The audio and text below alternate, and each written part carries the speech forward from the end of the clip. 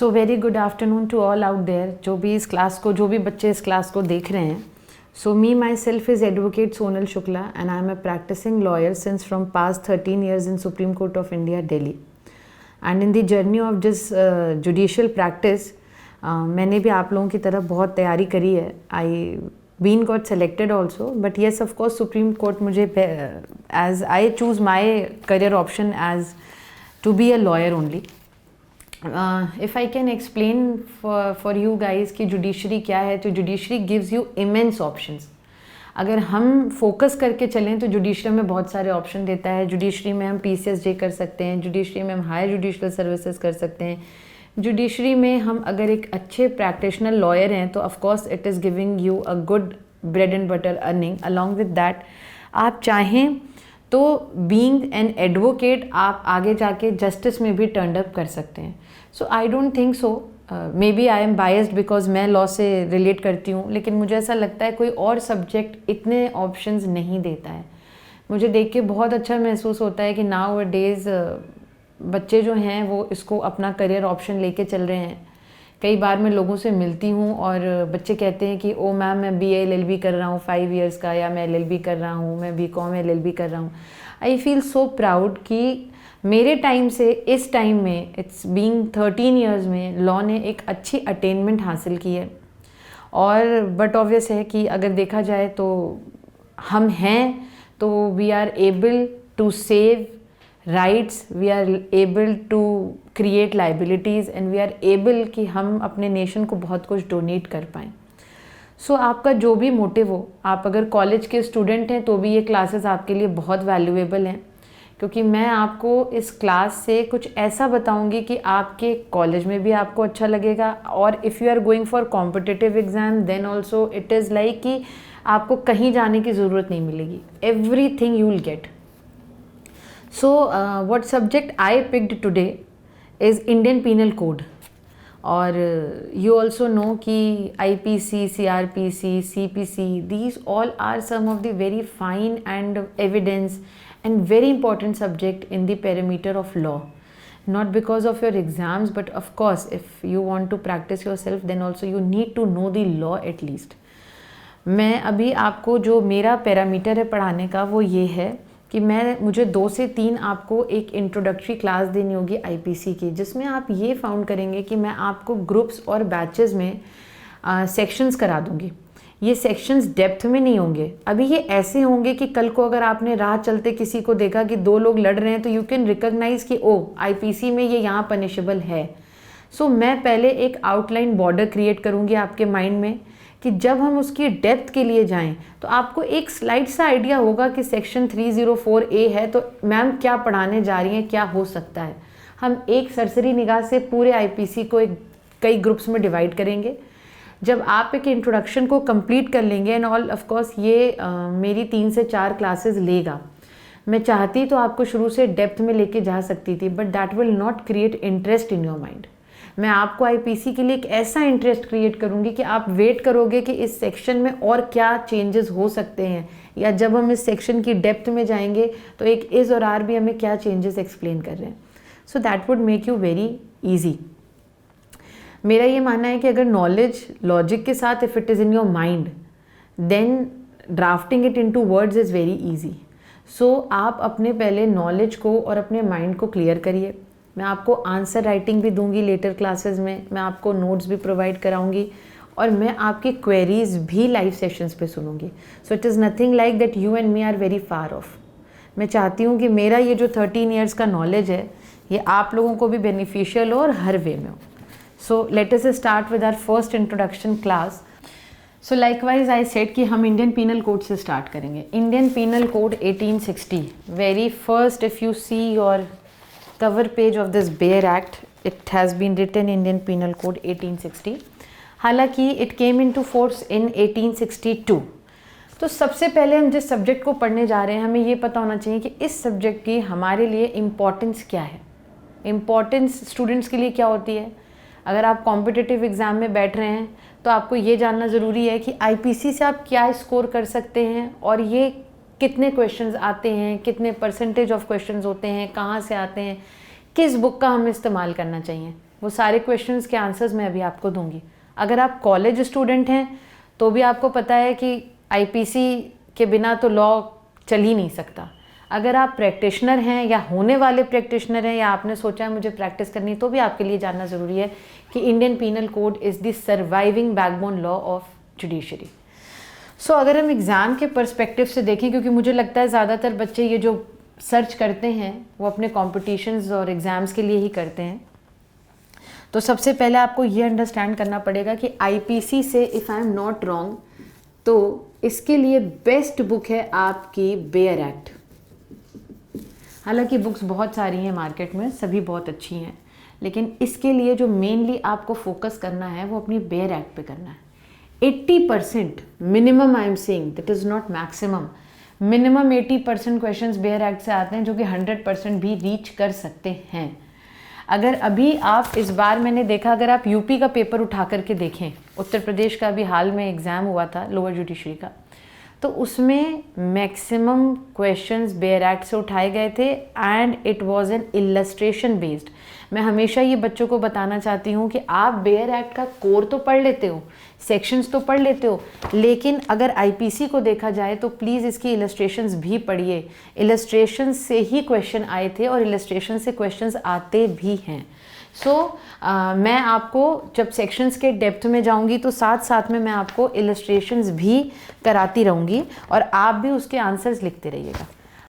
So like I was saying कि bear act से आपका 80% मिनिमम क्वेश्चंस आते हैं। मुझे लगता है कि पहले आप तैयारी के लिए अपने बेयर एक्ट पे फोकस करिए। बुक्स और एक्स्ट्रा नॉलेज कभी बुरा नहीं होता, वो आप कभी भी ले सकते हैं, बट बेसिक आपका जो रूट है वो यहीं से शुरू होता है। सो it is better if you go through bare act, it is more than sufficient. उसके बाद IPC involves with 23 chapters with 511 sections. अब ये 511 सेक्शंस को देख के घबरा मत जाना। वैसे तो एवरी सेक्शन इज़ इम्पॉर्टेंट, अगर लॉ ने लिखा है तो कुछ सोच के लिखा होगा, बट हम जिस एग्ज़ाम्स के पर्सपेक्टिव से इसको पढ़ रहे हैं या इम्पॉर्टेंस के पर्सपेक्टिव से पढ़ रहे हैं, तो जो हमारे मेजर कोर सेक्शंस हैं हम उन्हें कंप्लीट करेंगे। हमें नॉलेज सारे सेक्शंस की रहेगी, but I will guide you कि हमारे लिए वो सेक्शंस कौन से हैं जिन पे हमें एक एक्स्ट्रा मार्च का फोकस दे करके चलना है। मैंने आपको एक इंट्रोडक्शन इस सब्जेक्ट के बारे में प्रोवाइड कर दिया है। अब हम धीरे से इस सब्जेक्ट को पढ़ने के बारे में आते हैं। सबसे पहले तो हमें भी ये बात पता है कि लॉ को हम हमेशा दो तरीके से देखते हैं, एक सब्सटैंटिव लॉ और एक प्रोसीजरल लॉ। इट्स बेटर कि हम ये समझने की कोशिश करें कि आईपीसी क्या है, हमारा सब्सटैंटिव है कि प्रोसीजरल है। If we talk about substantive law, तो सब्सटैंटिव लॉ होता क्या है? सब्सटैंटिव लॉ हमें हमारी राइट्स डिफाइन करता है, हमें हमारी ड्यूटीज़ बताता है, और अगर हम उस राइट्स या ड्यूटीज़ को इन्फ्रिंज करते हैं तो वो हमारे ऊपर लाइबिलिटी क्रिएट करता है। मेरी एक राइट है टू एंजॉय माय रेपुटेशन, कोई है जो मुझे डिफेम कर रहा है, सो it is coming under the purview of defamation. तो होता क्या है कि आईपीसी जो है वो डिफेमेशन को डिफाइन भी करता है और पनिश भी करता है। तो उस हिसाब से आईपीसी राइट्स भी डिफाइन कर रहा है, हमारी ड्यूटीज़ भी डिफाइन कर रहा है। इस राइट्स और ड्यूटीज़ को अगर हम इन्फ्रिंज करते हैं तो हमारे ऊपर लाइबिलिटी भी क्रिएट कर रहा है। IPC is an penal substantive law. IPC, that is why it's a penal substantive law, जिसमें कि डेफिनेशन के साथ साथ अगर आप उसको इन्फ्रिंज कर रहे हैं उस राइट और ड्यूटीज़ को, तो आप पे लाइबिलिटी क्रिएट होती है और उसकी पनिशमेंट भी वहीं पे लिखी हुई है। और अगर आप आ जाएं प्रोसीजरल लॉ के पास, प्रोसीजरल लॉ का एक सबसे अच्छा उदाहरण है CRPC। इफ़ यू सी, इस राइट्स और ड्यूटीज़ से यहाँ तक का सफ़र कि how you will punish, what procedures are involved to get someone punished, वो प्रोसीजरल हमको प्रोसीजरल लॉ से मिलते हैं। अब अगर देखा जाए, अगर मेरा कोई राइट इन्फ्रिंज करता है तो उसका कॉन्सिक्वेंसेस एज आई सेड यही होगा कि मेरे राइट को इन्फ्रिंज करने पे उसके ऊपर एक लाइबिलिटी क्रिएट हो जा रही है। जिस चीज़ को लॉ ने प्रोहिबिट किया है अगर आप उसको करते हैं तो बट ऑब्वियस है कि आप पे एक लाइबिलिटी क्रिएट हो गई है और उस लाइबिलिटी के लिए you are punishable by law. So what IPC में क्या है कि आईपीसी आपको डिफाइन भी कर रहा है और आपको वहाँ उसके इन्फ्रिजमेंट पे पनिशमेंट भी बता रहा है। इसीलिए आईपीसी एक पीनल सब्सटैंटिव लॉ है। ये एक आप देखेंगे तो मल्टीपल चॉइस क्वेश्चंस में अक्सर आ जाता है कि आईपीसी जो है वो कोरली सब्सटैंटिव लॉ है या प्रोसीजरल लॉ है। तो हमें अगर ऐसा कोई क्वेश्चन आता है तो हमें लिखना है कि it's a penal substantive law. So IPC ने हमें राइट्स बताए, हमने ये देखा। आईपीसी ने हमें बताया कि ऑफेंस क्या होते हैं, ऑफेंस को डिफाइन किया गया। तो हम इस तरीके से आपको एक हमने ये समझ लिया, हमारा एक क्वेश्चन क्लियर होता है कि आईपीसी जो है वो एक पीनल सब्सटैंटिव लॉ है। अब हम ये देखेंगे, मैं आपको अब कुछ ग्रुप ऑफ ऑफेंसेस कराऊंगी, कुछ ऐसे ग्रुप्स जिसकी एक हेडिंग होगी और उसके कुछ पर्टिकुलर सेक्शंस होंगे कि आपको ये याद रहेगा कि अच्छा ये है तो इससे रिलेटेड ये सेक्शंस होंगे। बड़ी सिंपल सी चीज़ से चलते हैं। एक वर्ड है लॉ में, इंजरी।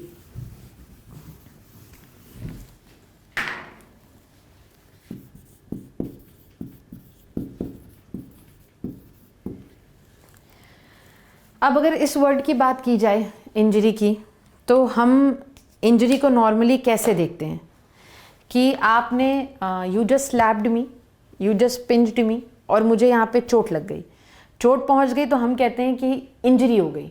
हालांकि इसका एक करेक्ट वर्ड हर्ट होना चाहिए, लेकिन फिर भी हम इसको इंजरी में डिनोट करते हैं। अब इंजरी है क्या? हमने किसी को थप्पड़ मारा तो वहाँ भी उसको इंजरी हो रही है। तो इंजरी होती क्या है? लेमैन के हिसाब से तो इंजरी किसी को चोट पहुँचाना होता है, बट लेट अस सी कि आईपीसी के हिसाब से इंजरी क्या होती है। So if you go through IPC then injury is very well defined in section 44. So open in your Bare Act section 44 and let's see what injury says. हम जो समझ रहे हैं वही है या लॉ इंजरी को कुछ और ही पर्सपेक्टिव से देखता है? और आप एक बार इंजरी अगर यहाँ पे समझ लेते हैं तो पूरे बेयर एक्ट में जहाँ भी वर्ड इंजरी आता है वहाँ आपको ये कोनोट कर लेना है। So as I read you this section 44 injury, the word injury denotes any harm whatever illegally caused to any person in body, mind, reputation or property. अरे हमने तो सोचा था इंजरी एक नॉर्मल सा चोट लगना है, लेकिन इंजरी का मतलब तो बहुत कुछ है। तो अब हम देखेंगे कि हमें सेक्शन 44 इंजरी क्या समझाता है। ये कह रहा है कि अगर किसी को भी कोई सा भी हार्म पहुंचाए, हार्म कैसे? इलीगली। और वो हार्म कहाँ पहुँचा है?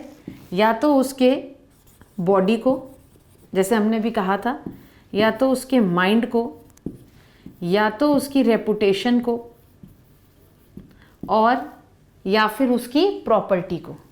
सो अगर आपने इलीगली किसी को भी हार्म कॉज कर दिया है उसकी बॉडी में, माइंड में, रेपुटेशन में, प्रॉपर्टी में, तो आप उसको इंजरी कॉज कर रहे हैं अकॉर्डिंग टू सेक्शन 44।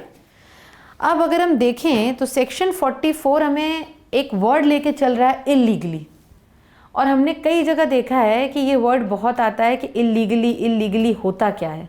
अब हम इलीगल को भी देख लेते हैं। आपने अभी सेक्शन 44 देखा है, आप आ जाइए सेक्शन 43। सेक्शन 43 आपको बताता है कि इलीगल होता क्या है। रीड करिए section 43। illegal or legally bound to. The word illegal is applicable to everything which is offense or which is prohibited by law or which furnishes ground for civil action. तो अगर हम देखें तो हमें ये पता चला illegal के लिए हर वो चीज़ illegal है जो या तो एक ऑफेंस है या प्रोहिबिटेड बाय लॉ है और या जिसकी वजह से हमें ग्राउंड मिल रहे हैं सिविल एक्शन के लिए, मतलब जिसकी वजह से हम कोर्ट जा सकते हैं। सो ग्राउंड्स फॉर सिविल एक्शन।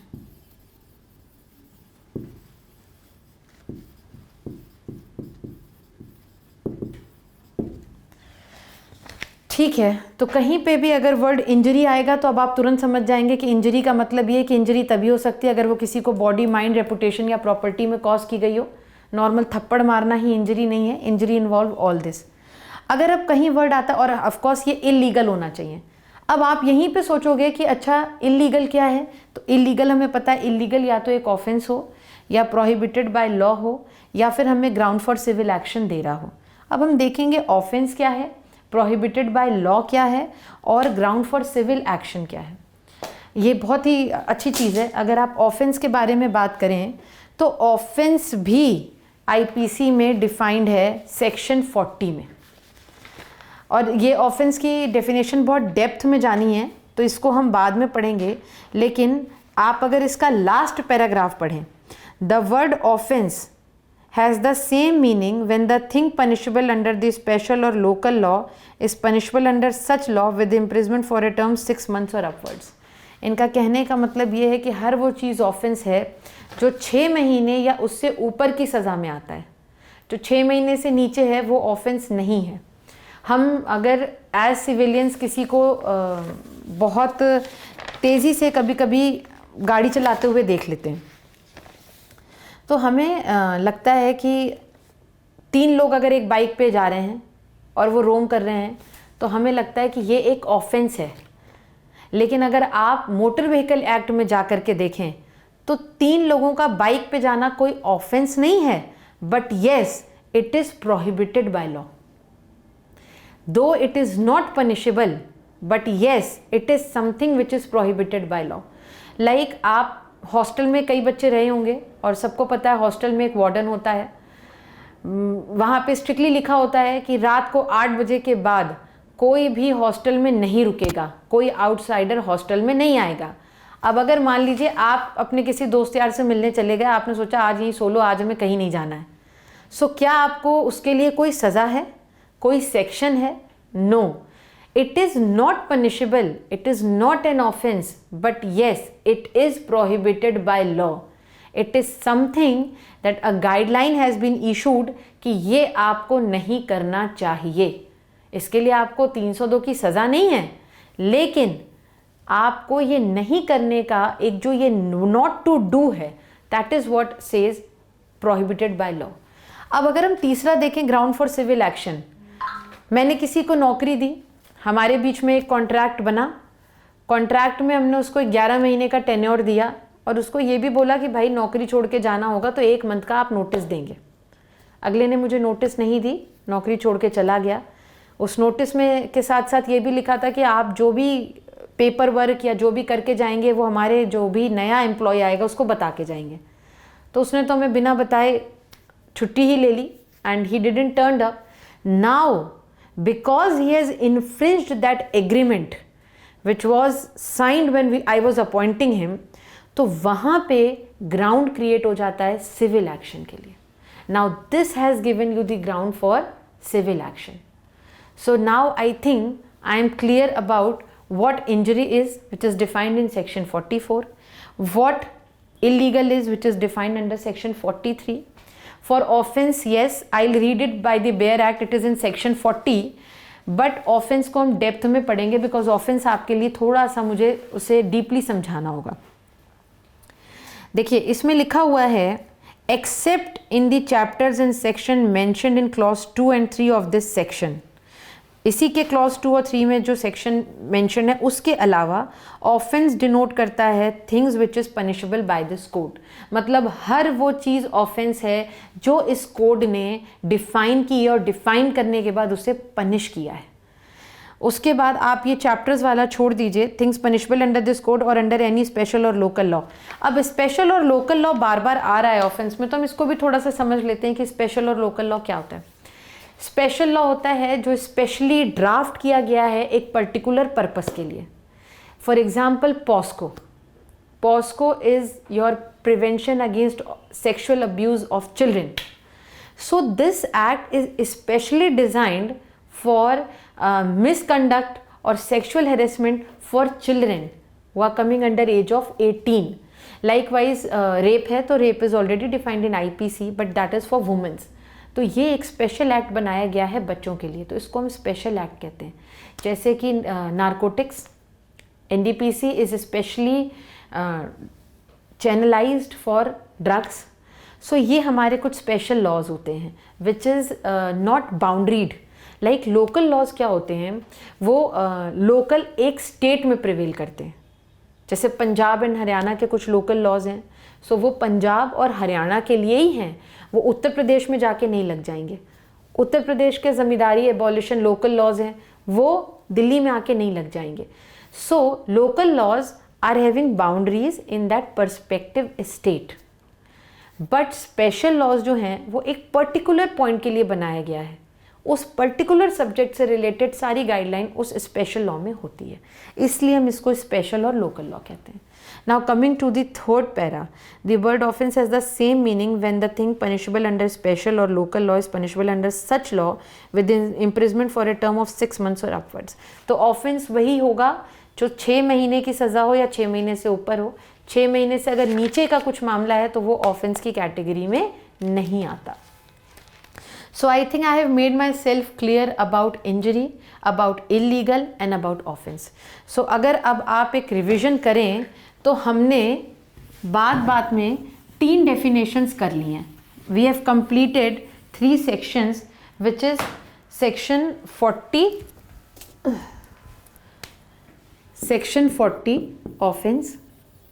अब अंदर की बेयर एक्ट में जब भी ये वर्ड आता है तो कोशिश किया करो बेयर एक्ट पढ़ते वक्त कि हम कनेक्ट करें कि ऑफेंस में क्या लिखा था. And then it is your 43 illegal. अब आप जब भी कोई हम अंदर जब भी सेक्शंस पढ़ें और कहीं पे वर्ड आ जाए इलीगल, तो हमेशा ध्यान रखना कि इलीगल का मतलब क्या हुआ, वो 3 चीज़ हुई. हर वो चीज़ को हम इलीगल डिनोट करेंगे जो ऑफेंस हो, प्रोहिबिटेड बाय लॉ हो और या फिर हमें सिविल एक्शन का ग्राउंड दे रही हो. और उसके बाद आ गया 44 इंजरी. जहाँ पे भी ये वर्ड इंजरी आ जाए तो तुरंत देख लेना कि इंजरी का मतलब इंजरी किसको कहेंगे, बॉडी, माइंड, रेपुटेशन, प्रॉपर्टी पे कॉज की हो. कोई 5वां अगर उसमें दिख रहा है तो वो इंजरी नहीं हो सकता. सो हमने बात में 40, 43, 44 3 डेफिनेशंस क्लियर कर ली हैं. अब हम एक दूसरे ग्रुप की तरफ बढ़ेंगे और इन तीनों डेफिनेशन से आपको बहुत ईजी हो जाएगा आगे के लिए पढ़ाई करना. बेयर एक्ट को समझना आसान हो जाएगा. दे वर वेरी कोर डेफिनेशंस. याद रखना बेयर एक्ट ने हर चीज़ को डिफ़ाइन किया है. और मैं आपको पॉइंट, मैंने जैसे कहा कि हम अभी डेप्थ नहीं कर रहे हैं, हम अभी सिर्फ इंट्रोडक्शन पे हैं. मैं आपको सारे सेक्शंस को एक सरसरी निगाह से बता दूंगी कि आप इस बेयर एक्ट से अनजान नहीं रह जाएंगे. लेटर हम एक एक वर्ड को इंटरप्रेट करेंगे जब हम इसकी डेप्थ में जाएंगे. अच्छा, कभी कभी बच्चे ये सवाल पूछते हैं कि अगर हम गुड फेथ में कुछ कर रहे हैं तो क्या हमें लॉ से कोई राहत या कुछ मिल सकता है, गुड फेथ में किया हुआ काम कैसा होना चाहिए. तो अब आपको मैं एक बात बताती हूँ कि ज़रूरी नहीं है कि हम जो कर रहे हैं वो हमेशा लीगली रॉन्ग हो, वो मॉरली भी रॉन्ग हो सकता है.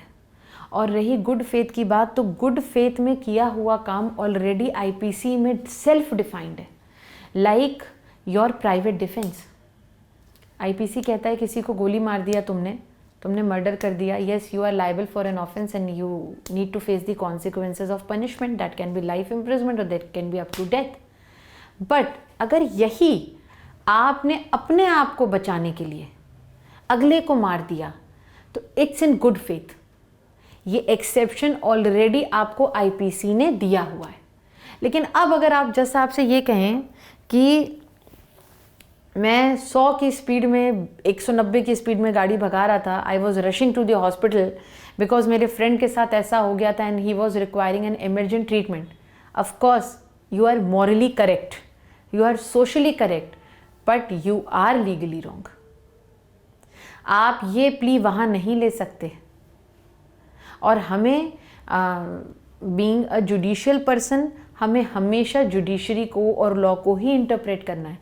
ये ज़रूर हो सकता है कि जब आप पनिशमेंट के एंड में आ रहे हो और आपकी ट्रायल कंप्लीट हो रही हो, तो आपके एक इस एलिमेंट को देख के जस्ट आप 6 महीने की सज़ा को 4 महीने की कर दें, लेकिन आप सोचें कि आपको इस गुड फेथ के मामले में वो रिलीज़ कर दें, तो no, it is not possible, it is never possible.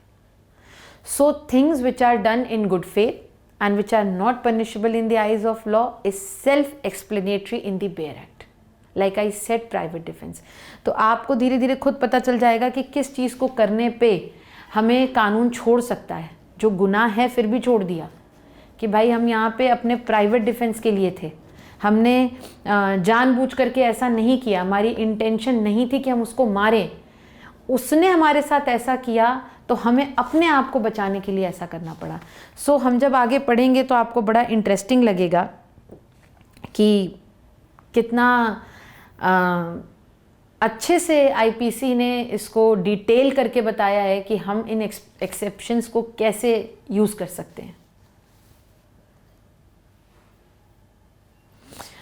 अब अगर हम देखें तो एलिमेंट ऑफ क्राइम सोशल भी है और मॉरल भी है. हम कई बार कहते हैं कि क्राइम एक मॉरल और सोशल कॉन्सेप्ट है, पर हम जब यहाँ बात करते हैं ऑफेंस की, तो मैं तुम्हें एक बहुत सिंपल एग्जांपल देती हूँ. हैविंग एन इंटेंस्ड रिलेशनशिप का मतलब इन फैमिली, आपस में ब्रदर सिस्टर कुछ भी होंगे दूर के, is morally wrong but is not illegal, so it is not an offence. हम अगर किसी को देखते हैं तो हमें बहुत अजीब लगता है कि ओ ये कैसे हो सकता है, बट येस, कानून ने तो कहीं पे ये मेंशन नहीं किया है कि ओ इट इज़ इलीगल. हम कई बार देखते हैं कि womens after marriage changes, there is a concept of changing of surname, कि वुमेन्स अक्सर अपने हस्बैंड का सरनेम पुट कर लेती हैं. This is what we have practised in society, but कहीं पे किसी भी कानून ने it is not legally bound on the woman कि as you get married you have to change your surname. It is what we have practiced in the society. It is never law says कि oh you have to change your surname because you are married. It is what we have preached it and we have made it as a custom. So ये ज़रूरी नहीं होता है कि जो morally wrong है वो legally भी wrong हो. और if you want to be a जज और if you want to be a law student, तो आपको इन चीज़ों को समझना पड़ेगा कि क्या चीज़ in the eyes of law wrong है, या वो अगर रॉन्ग है और पनिशेबल है तो उसका एक्सेप्शन क्या है. So this you have to understand. अब वैसे तो एक बहुत इम्पॉर्टेंट टॉपिक है एक्टस रियस और मेंस रिया. आईपीसी में ये बहुत इम्पॉर्टेंट है, लेकिन एक्टस रियस और मेंस रिया को मैं इतनी जल्दी नहीं बता सकती, सिर्फ आप उससे समझ सकें.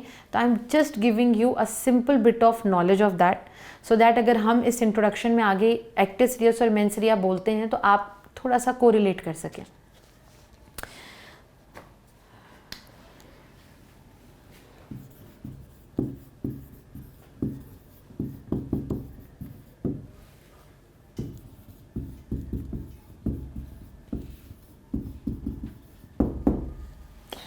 I can say the two very most important topics, जिसे हम later on बहुत अच्छे से पढ़ेंगे. So, actus reus का मतलब होता है एक एक्ट, mens rea का मतलब होता है उस एक्ट को करने के टाइम हमारा स्टेट ऑफ माइंड.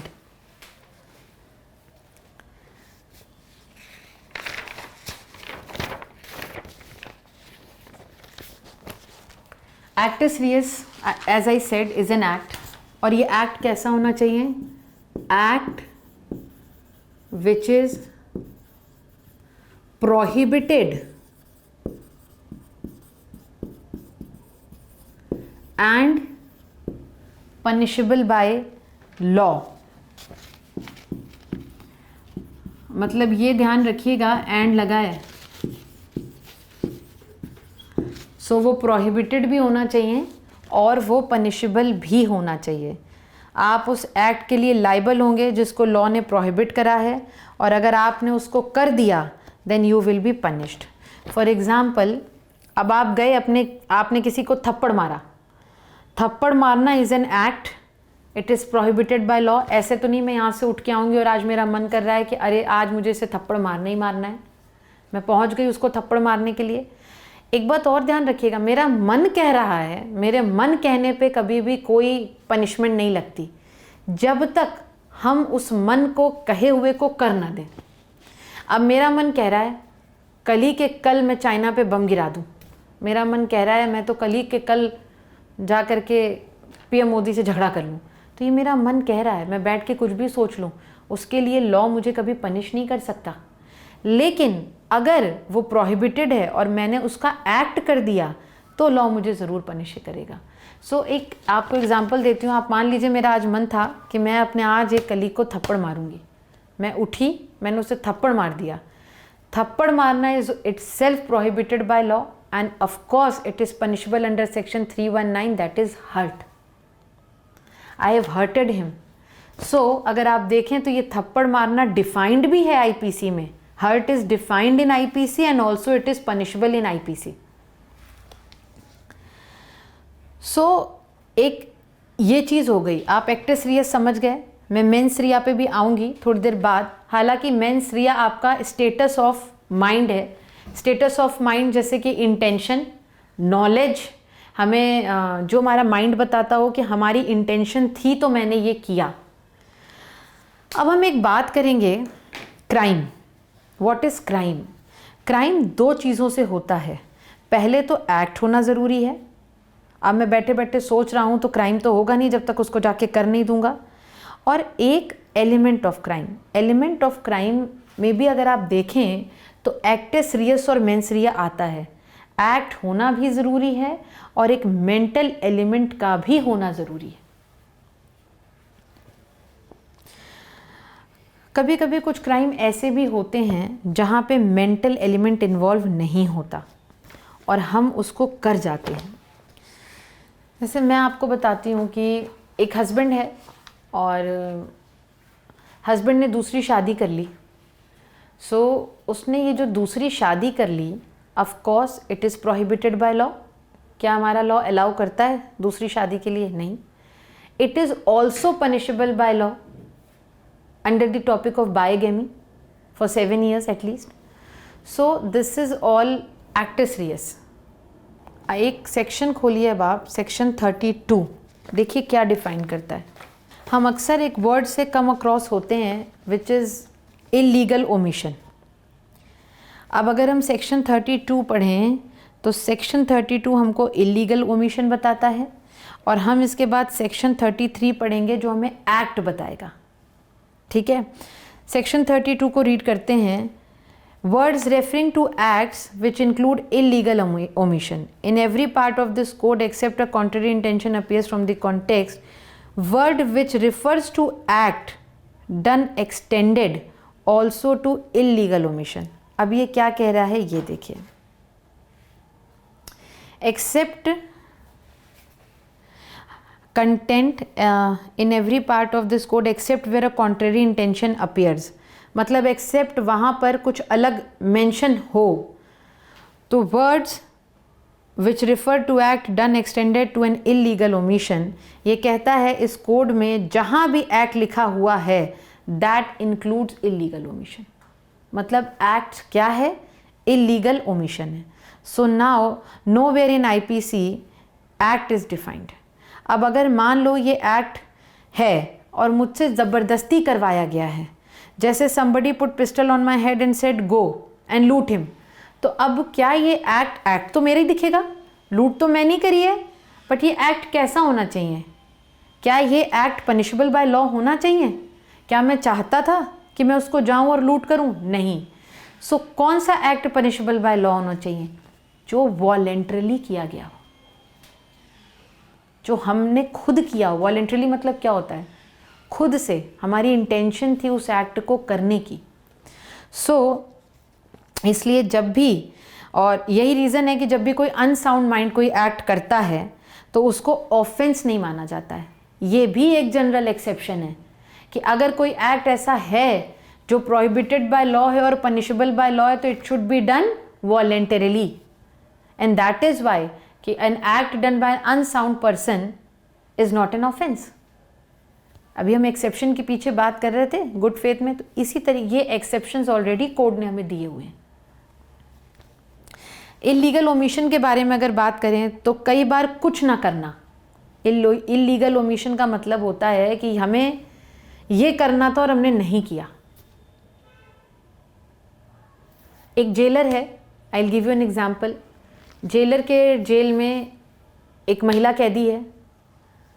उस महिला कैदी के साथ एक सद्भाव बनाना और उसके साथ कोई गलत चीज़ ना हो, इसकी देखरेख करना जेलर का काम है.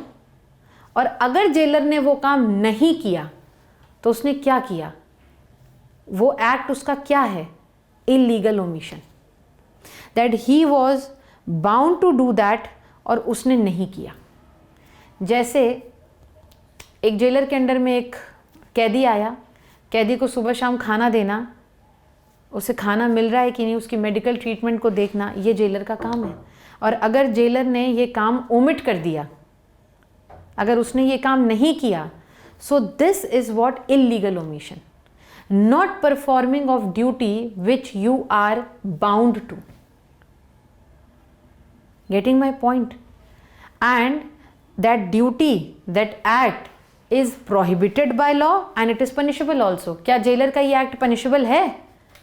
सस्पेंड होगा, सज़ा मिलेगी, ड्यूटी है और उसने कंप्लीट नहीं की. So this all includes illegal omission. So I think we are done with offence, inquiry, और क्या पढ़ा हमने? Offence, inquiry, illegal, illegal omission और एक्ट. हमने ये एक कंक्लूड किया. अब एक ग्रुप हम बनाएंगे, रैश और नेग्लिजेंट. हम देखते हैं आईपीसी में, और हमने एक एक्टिस रियस को भी थोड़ा बहुत पढ़ा.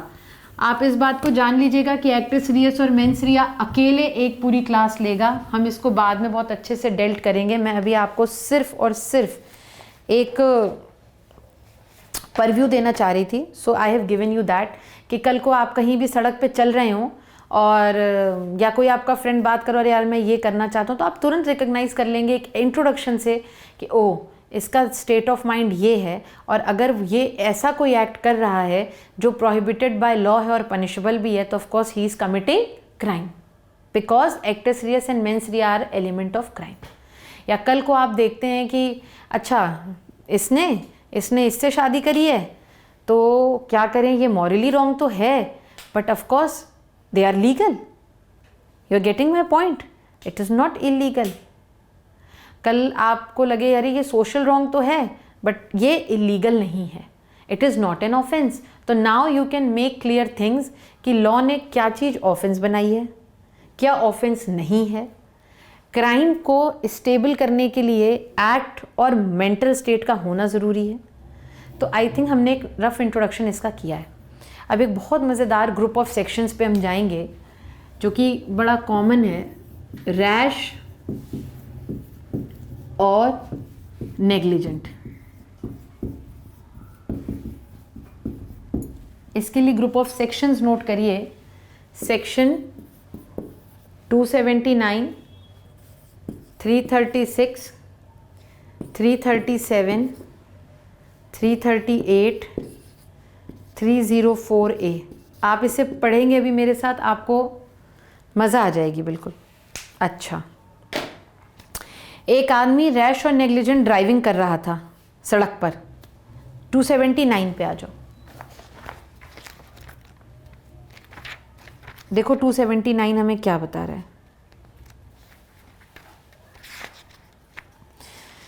अच्छा, 279 says rash driving or riding on a public way. Whoever drives any vehicle or rides on a public way, public way का मतलब सड़क जिसे पब्लिक इस्तेमाल करती हो, अपने घर की छत पे कुछ भी तुम कर रहे हो उससे हमें मतलब नहीं है. सो रैश और नेग्लिजेंट, मतलब याद रखना यहाँ पे लिखा है रैश और नेग्लिजेंट, और लगा हुआ है तो इसका मतलब या तो वो ड्राइविंग रैश होगी और या नेग्लिजेंट होगी. नेग्लिजेंट वर्ड का मतलब होता है जहाँ पे आपने ड्यू केयर ना लियो, जितनी केयर आपको लेनी चाहिए थी किसी एक्ट को करने के लिए, आपने उतनी केयर नहीं की, मतलब लापरवाह थे आप वहाँ पे। कैसा रैश और नेग्लिजेंट होना चाहिए? As to endanger human life, मतलब आपका जो ये रैश और नेग्लिजेंट एक्ट है ये कैसा होना चाहिए? दो तरीके का अगर है, या तो किसी ह्यूमन लाइफ को एंडेंजर कर रहा हो, या फिर किसी को लाइकली टू कॉज हर्ट या इंजरी हो। मतलब हम एक ए है और वो ड्राइविंग कर रहा है एक पब्लिक वे पे, और उसकी ड्राइविंग इतनी रैश या नेग्लिजेंट है जिससे किसी को इंजरी कॉज हो सकती है, इंजरी के साथ साथ या वो किसी ह्यूमन लाइफ को एंडेंजर कर सकता है। तो ऐसी सिचुएशन में वो सेक्शन 279 के लिए लाइबल हो जाएगा। And the term for which में एक्सटेंड इस पनिशमेंट 6 मंथ्स, ये आप देख लीजिएगा, ठीक है। मतलब ये कि या तो उसके इस एक्ट से there is likely to cause, मैं आपको लाइकली टू कॉज भी आगे बताऊंगी कि उससे किसी को हर्ट कॉज हो सकता है, या फिर उसका एक्ट इतना, उसकी ड्राइविंग इतनी, ये ड्राइविंग पे है, व्हीकल के लिए है, या उसकी ड्राइविंग इतनी रैश और नेग्लिजेंट थी जो किसी ह्यूमन लाइफ को एंडेंजर्ड कर सकती थी, ठीक है। ये हो गया। अब हमने एक सेक्शन आपको लिखाया है 336, उसको ओपन करिए। सेक्शन 336 कहता है एक्ट एंडेंजरिंग लाइफ और पर्सनल सेफ्टी ऑफ अदर्स। हमने यहाँ 279 और 336 का डिफरेंस समझिएगा। 279 उस एक्ट की बात करता है जो रैश और नेग्लिजेंट हो और ड्राइविंग के लिए इस्तेमाल होता है। सेक्शन 336 किसी भी एक्ट की बात करता है, कोई भी ऐसा एक्ट जो कि आपके उस एक्ट को करने से किसी को या तो इंजरी कॉज हो रही हो, या फिर ह्यूमन लाइफ एंडेंजर हो रहा हो, उसकी पर्सनल सेफ्टी, मतलब यहाँ पे वो रैश और नेग्लिजेंट एक्ट ड्राइविंग से रिलेटेड है, यहाँ पे जो एक्ट है वो रैश और नेग्लिजेंट है, मगर कोई भी एक्ट है, it is not related to driving. Like मैं आपको एक एग्जांपल दे देती हूँ। कोई भी एक्ट से मतलब ये है कि ये मेरा फ्लोर है, मुझे अपने फ्लोर पे प्लास्टर करना है बाहर, ठीक है, और मुझे पता है कि नीचे एक असेंबली हो रही है, एक आधा ईंट पत्थर गिर सकती है अगर मैं दिन के टाइम में बाहर प्लास्टर करती हूँ तो, लेकिन फिर भी मुझे जो ड्यू केयर लेनी चाहिए थी उस प्लास्टर को करने के टाइम मैंने वो नहीं ली, लापरवाही, नेग्लिजेंस। मैंने प्लास्टर शुरू किया, मैं चाहती तो एक चादर या शामियाना डाल सकती थी कि नीचे असेंबली हो रही है, एक दो पत्थर गिर भी गए तो किसी को चोट नहीं लगेगी, या वो एक पब्लिक वे है, लोग उससे आते जाते हैं, तो या तो मैं ये काम रात में करती जब वहाँ का पब्लिक फुटफॉल कम हो जाता, मैंने फिर भी किया, वो ईंट गिरी और किसी को लग गई।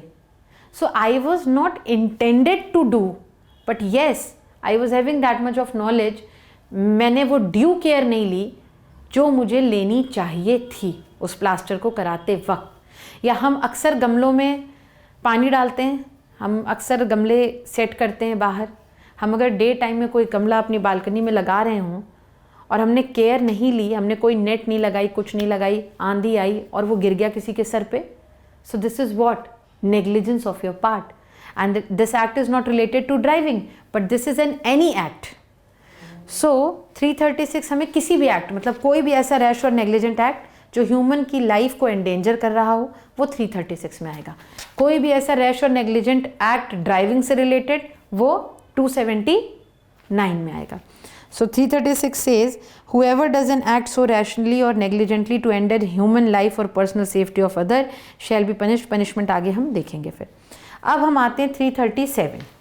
337 कहता है causing hurt by an act endangering life or personal safety of other। जैसे कि मैंने कहा whosoever does any act, वहाँ पे था कोई एक्ट को करना, और ये यहाँ पे कह रहा है कि आपने नेग्लिजेंट ड्राइविंग करी, मान लीजिए आप ड्राइविंग ही कर रहे थे, हालांकि ये एनी एक्ट की बात है, और आपकी गाड़ी से किसी को टच हो गया। 279 में तो आप रैश और नेग्लिजेंट ड्राइव कर ही रहे थे लेकिन किसी को टच नहीं किए। अब रैश और नेग्लिजेंट ड्राइविंग खुद तो एक 279 सेक्शन है ही, लेकिन अगर आपने उससे किसी को टच मी कर दिया तो that changes into hurt which is section 337।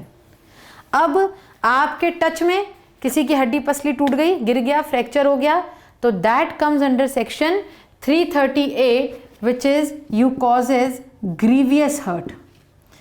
337, your act which was rash, negligent and caused hurt. 336 में तो हमने पढ़ा एनी एक्ट. 338 कहता है कि आपका वो एक्ट इस तरीके का था कि आपने उसको हर्ट कॉज कर दिया. तो ये हो गया. अब हर्ट कॉज करने के बाद आपने उस बेचारे को इतनी जोर से मारा कि वो मर ही गया. यहाँ पे आप रैश और नेग्लिजेंट ड्राइविंग कर रहे थे जिससे आपको ये पता था कि उसको इंजरी कॉज हो सकती है. यहाँ पे आप कोई ऐसा एक्ट कर रहे थे रैश और नेग्लिजेंट जिससे आपको पता था कि वो ह्यूमन लाइफ को एंडेंजर कर सकता है. यहाँ पे आपने ऐसा एक एक्ट कर दिया जिससे उसको चोट लग गई तो आप यहाँ आएंगे. आपने कोई ऐसा एक्ट कर दिया जिससे उसको भारी चोट लग गई, उसके हाथ पांव टूट गए तो आप यहाँ पे आएंगे. आपने कोई ऐसा एक्ट कर दिया जो इतना रैश और नेग्लिजेंट था कि आपने डेथ कॉज कर दी तो आप 304A में आएंगे. Now read 304A. Now if you see 304A says causing death by negligence. Whosoever causes death of any person by doing any rash or negligent act. आ गया, डेथ भी आ गया, रैश और negligent भी आ गया. अब आप इस बात को समझ लो, एक टॉपिक था रैश और नेग्लिजेंट. रैश और नेग्लिजेंट 279 तब लगेगा जब हम ऐसी कोई ड्राइविंग कर रहे हैं जो इतनी रैश या फिर नेग्लिजेंट है जिससे किसी को इंजरी कॉज हो सकती है या फिर हम किसी की लाइफ को एंडेंजर कर रहे हैं. 279 लगेगा. 336 हम कोई भी ऐसा एक्ट कर रहे हैं जो कि इतना रैश और नेग्लिजेंट है जिससे किसी ह्यूमन लाइफ को एंडेंजर हो सकता है. 337 हमारा एक एक्ट था जो कि इतना रैश और नेग्लिजेंट था जिससे हमने किसी को हर्ट पहुंचा दिया, हर्ट कर दिया तो 337. अगर हमने उसके हाथ पांव टूट गए, ज़्यादा उसका नुकसान कर दिया शरीर का तो ग्रीवियस हर्ट आएगा 338. अगर हमारा एक्ट इतना रैश और नेग्लिजेंट था कि उसकी डेथ ही कॉज हो गई हमारे उस एक्ट से तो आएगा 304A. सो आई थिंक हमने एक टॉपिक उठाया था, एक ग्रुप उठाया था, एक पर्टिकुलर टॉपिक था रैश और नेग्लिजेंट, और मैंने आपको आईपीसी में रैश और नेग्लिजेंट से रिलेटेड जो कनेक्टेड सेक्शंस थे वो करा दिए. ये सब एक बाउंड्री आउटलाइन इंट्रोडक्शन है. कहीं अगर रैश और नेग्लिजेंट की बात आती है, आप सड़क पे जा रहे होते हैं और कोई अगर बाइक चला रहा होता है तो आज आप इतने प्रूडेंट हैं कि आपको ये पता है कि अच्छा ये जिस तरीके से बाइक चला रहा है अगर इसने इंजरी कर दी तो ये 279 में जाएगा. अच्छा ये घर बना रहा है, अगर इसके घर बनाने से मुझे चोट लग गई तो ये इसमें जाएगा. अगर मेरे हाथ पांव टूट गए तो इसमें जाएगा, और अगर डेथ कॉज हो गई तो इसमें. मतलब आप इतने तो समझदार अब हो गए इस इंट्रोडक्शन से कि आप राह चलते अपनी चीज़ों को एनालाइज कर सकते हैं. आप अपना लॉ मैन का इस्तेमाल दिमाग का कर पाएंगे. अब हम एक, जैसे अभी हमने प्रीवियस में रैश और नेग्लिजेंट का एक टॉपिक था और उससे रिलेटेड सेक्शंस पढ़े. अब हम दूसरी फैमिली और ग्रुप ऑफ सेक्शंस पे आएंगे जो शुरू होता है हर्ट से. आप अपने अपने बेयर एक्ट में सेक्शन 319 खोल लीजिए और वहीं से आप देखिए, आपको हर्ट समझ में आएगा और बहुत अच्छा लगेगा. पहले मैं आपको बताती हूँ, फिर हम बेयर एक्ट पढ़ेंगे. अच्छा, किसी ने किसी को थप्पड़ मारा तो थप्पड़ मारना इज़ अ क्राइम. लेकिन क्या ईगो हर्ट करना भी क्राइम है? नहीं, ईगो हर्ट करना कोई क्राइम नहीं है. जितनी मर्जी किसी का ईगो हर्ट करिए, लेकिन अगर ईगो हर्ट करते करते थप्पड़ मार दिया तो वो क्राइम है, और वो डिफाइंड है सेक्शन 319 हर्ट. अगर आपने सिंपल हर्ट कर दिया, किसी को थप्पड़ मार दिया, डिशुम डिशुम कर दिया, उसको कोई चोट नहीं आई तो वो आपका हो गया हर्ट. लेकिन अगर आपने मार के उसके टांग हाथ पांव तोड़ दिए, उसको हॉस्पिटल पहुंचा दिया तो वो हो गया आपका सेक्शन 320 में ग्रीवियस हर्ट. सो ये हो गया आपका सिंपल हर्ट, ये हो गया आपका हाथ पांव तोड़ने वाला ग्रीवियस हर्ट. अब इस सिंपल हर्ट की पनिशमेंट यहाँ हो गई. 323 में पनिशमेंट है सिंपल हर्ट की, ठीक है. और ये जो आपने 320 में हाथ पांव तोड़ दिया था, इसकी पनिशमेंट 325 में.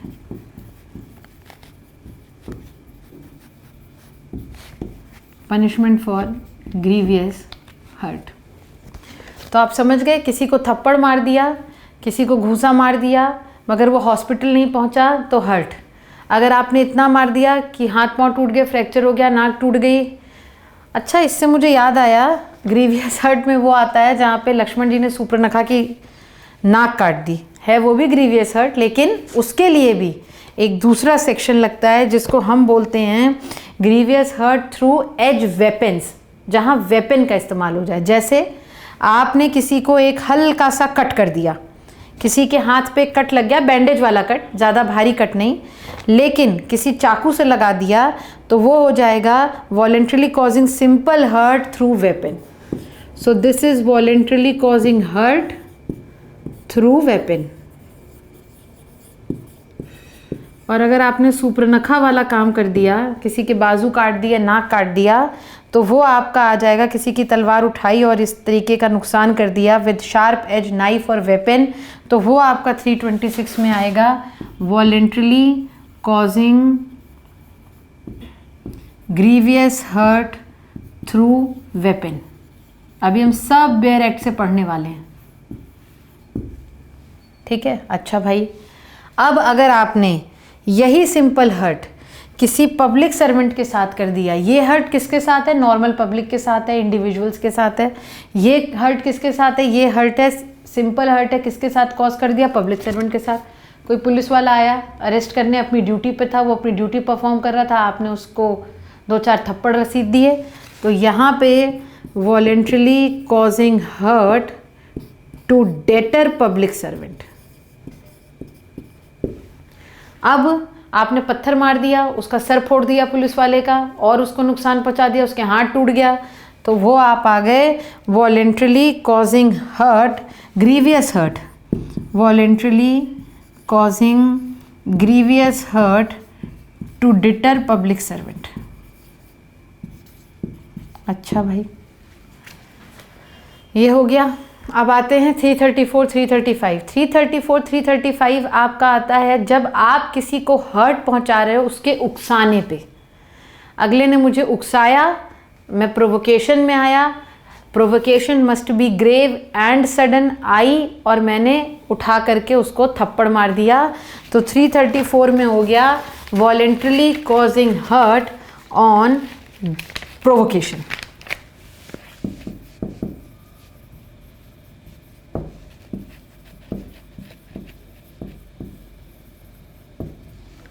थ्री 335 में हो गया वॉलेंट्रली कॉजिंग ग्रीवियस हर्ट, जब मैंने ग्रीवियस हर्ट पहले भी बताया है, on provocation. So let's now see 1 2 3 4 5 6 7 8 9 10। हमने बात ही बात में 10 सेक्शन के आउटलाइन क्रिएट कर लिए। अब इन 10 सेक्शन को हम बेयर एक्ट से पढ़ते हैं और एक आउटलाइन देने की कोशिश करते हैं कि हर्ट की फैमिली कैसी होती है। मतलब अगर देखा जाए तो इस एक क्लास में हमने रैश और नेग्लिजेंट का एक ग्रुप पढ़ लिया। अगर एक रैश और नेग्लिजेंट आता है तो आपको पता है कि मुझे 279, 336, 337, 338 और रैश और नेग्लिजेंट से मर गया तो 304A। हमें इस तरीके से सेक्शंस लगाने हैं। हर्ट आया, हमने किसी को थप्पड़ मारा, डिशुम डिशुम किया, उसको किसी तरह की चोट नहीं आई ज़्यादा, 319 में हर्ट में चले गए। हमारी मार से वो मरने की कगार पे आ गया, हॉस्पिटल पहुंच गया, हमने 320 में ग्रीवियस हर्ट कर दिया। अब हमने सिंपल हर्ट के साथ साथ अगर पब्लिक सर्वेंट को डेटर कर दिया तो 332 में आ गए। अगर हमने धारदार वेपन का इस्तेमाल करके हर्ट कर दिया तो 320 में आ गए। लेकिन अगर हमने उससे कुछ ज़्यादा कर दिया तो हम 326 में आ गए। तो इस तरीके से होगा। अब लेट अस रीड, हम रीड करते हैं बेयर एक्ट से अब सारे सेक्शंस को। Hurt 319 hurt, whosoever causes bodily pain, disease or infirmity to any person is said to cause hurt. Grievous hurt, the following kinds of hurt are designated। ये जान लीजिएगा कि एक एक शब्द को तोड़ के लिखवाऊंगी मैं। बेयर एक्ट में जो भी लिखा है ये सब एक्सप्लेन्ड होगा, लेकिन अभी आपको जो है एक सिंपल नॉलेज देने के लिए मैंने ये चार्ट ड्रॉ किया है, और इस चार्ट को आप भी ड्रॉ कर लीजिएगा कि हर्ट की फैमिली में हम क्या क्या पढ़ते हैं। फिर ग्रीवियस हर्ट डिफाइंड है, और 321 और 322 मैंने जो छोड़ा है ये मैं आपको बाद में एक्सप्लेन करूँगी। 323 पनिशमेंट बताता है हर्ट की क्या है, whosoever except in the case provided by section 334, यानी जो प्रोवोकेशन की वजह से हम किसी को हर्ट करते हैं, सामने वाले के उकसाने की वजह से अगर हम किसी को मारते हैं तो उसकी पनिशमेंट में और जो हर्ट हम अपने इंटेंशन से करते हैं उसकी पनिशमेंट में फ़र्क है, हम उसे पढ़ेंगे। So voluntary whosoever except in section इतना वॉलेंट्रीली कॉजेज हर्ट, तो उसकी पनिशमेंट एक्सटेंडेड टू 1 ईयर है विद फाइन हो रही है। 324 आपको बताता है voluntarily causing hurt by dangerous weapons और मीन्स, जैसे मैंने यहाँ पे आपको बताया था कि आपने किसी को उठाया चाकू और एक कट लगा दिया, बैंडेड टाइप का कट लगाइएगा, काट पीट के ज़्यादा कुछ तोड़ ताड़ दिया तो वो आप 326 में आ जाएंगे। उसके बाद है punishment for voluntarily causing grievous hurt, तो इसकी पनिशमेंट है इम्प्रिजमेंट डिस्क्रिप्शन में एक्सटेंडेड टू 7 ईयर्स। हर्ट में और ग्रीवियस हर्ट में फ़र्क देख लीजिए पनिशमेंट का है, क्योंकि वो हर्ट जो है वो ग्रीवियस इन नेचर है, तो ऑफकोर्स उसकी पनिशमेंट भी उतनी ही ग्रेव है। Voluntarily causing grievous hurt by dangerous weapons और मीन्स मैंने आपको बता रखा है 326। उसके बाद है 332, अगर वही सेम आपने हर्ट कॉज कर दिया पब्लिक सर्वेंट को उसकी ड्यूटी के दौरान, तो फिर आप 332 में चले गए। अगर आपने ग्रीवियस हर्ट कर दिया तो 333 में चले गए। 334 प्रोवोकेशन, पढ़िएगा। When voluntarily causes hurt on grave and sudden provocation, और नहीं लिखा है प्रोवोकेशन कैसी होनी चाहिए, ग्रेव भी होनी चाहिए और सडन भी होनी चाहिए। इस पे मुझे एक मूवी याद आ गई, रुस्तम। रुस्तम ने यही प्ली ली थी उस मूवी में, अक्षय कुमार की मूवी थी, लेकिन क्या वो प्रोवोकेशन ग्रेव भी था और सडन भी था? No. So if you are manipulating your mind with some activity और आप उसे जाके करते हैं और वो चीज़ उसी वक्त ग्रेव और सडन नहीं हुई है, जैसे मुझे somebody has done a sexual abuse in my younger age and now if I am reiterating it because now I am an adult and I have that force and power to do the same, so that is not grave and sudden. The hurt caused by me is never a grave and sudden. But yes, if he is trying to do the same thing right now itself and then I am giving the reflection of that, then of course it is grave and sudden. Then again the same thing is in 335, voluntarily causing grievous hurt on provocation. So as if now मैंने आपको hurt की भी एक complete family करा दी है। आप देखिए कितना आसानी से हमने 10 सेक्शन ये और मेरे ख्याल से 1 2 3 4 5 सेक्शन वो हमने एक क्लास में आईपीसी का 15 सेक्शन नॉर्मली कंप्लीट कर लिया है कि हमें आज थोड़ा सा आइडिया है कि हमें किधर जाना है, हर्ट हुआ तो हमें किधर जाना है, रैश और नेग्लिजेंट से कोई एक्ट है जिससे एंडेंजर हो रहा है ह्यूमन लाइफ तो हमें वहाँ कहाँ जाना है। सो बट ऑब्वियस है कि ये दिस इज़ नॉट इनफ। अभी तो एक एक सेक्शन को हमें एंड और इसके साथ मैं पूरा ब्रेक करूँगी, न्यूट्रलाइज करूँगी और आपको लिखवाऊँगी, आपको सारी चीज़ें समझ में आएंगी। बट हाँ, मैं जो एक रफ़ आउटलाइन दे रही हूँ मैं ऐसे ग्रुप्स बना दूँगी तो आपको ये समझ में आ जाएगा कि हमें कहाँ पे क्या चीज़ करनी है। ठीक है, अच्छा एक सेक्शन मैंने हर्ट में जो छोड़ा था वो था 321 एंड 322।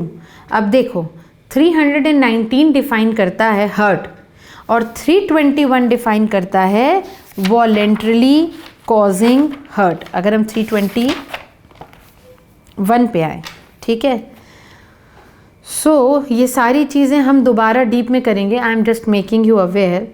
तो अगर हम 319 पढ़ते हैं तो ये हमें बता रहा है कि भाई किसी को फिजिकल पेन पहुंचाना, लेकिन हर्ट तो कोई बात भी नहीं है। सवाल ये है हर्ट कर दिया, हर्ट जुर्म कब बनता है? हर्ट किसी को करने पे वो जुर्म या ऑफेंस लॉ की नज़र में तब बनता है जब वो अपनी स्वेच्छा यानी जब वो वॉलेंटरली किया गया हो। अब जैसे कि मैंने आपको बताया आईपीसी में सब कुछ डिफाइंड है, तो आईपीसी में वॉलेंटरली भी डिफाइंड है। सो अब हम आते हैं सेक्शन 39 पे। Section 39 defines voluntarily. वॉलेंटरली, ठीक है, मैं सेक्शन 39 से भी मैंने आपको एक हर्ट की जो फैमिली पढ़ाई है ये रैश और नेग्लिजेंट ये पढ़िए आप। उसके बाद 321 और 322 को हम नेक्स्ट क्लास में पढ़ेंगे क्योंकि मुझे आपको एक नए सेक्शन से इंट्रोड्यूस कराना है, एक नई डेफिनेशन से इंट्रोड्यूस कराना है जो कि है वॉलेंटरली। अच्छा, हमने 15 ये सेक्शन किए हैं कोर में से और मेरे ख्याल से हमने inquiry, illegal omission, illegal offence 4 sections किए हैं डेफिनेशन से। तो 16 से मतलब हमने अप्रॉक्स 19 सेक्शंस कर दिए हैं। तो एक क्लास में 19 सेक्शंस आपके हो भी गए, आपको पता भी नहीं लगा। बातों बातों में.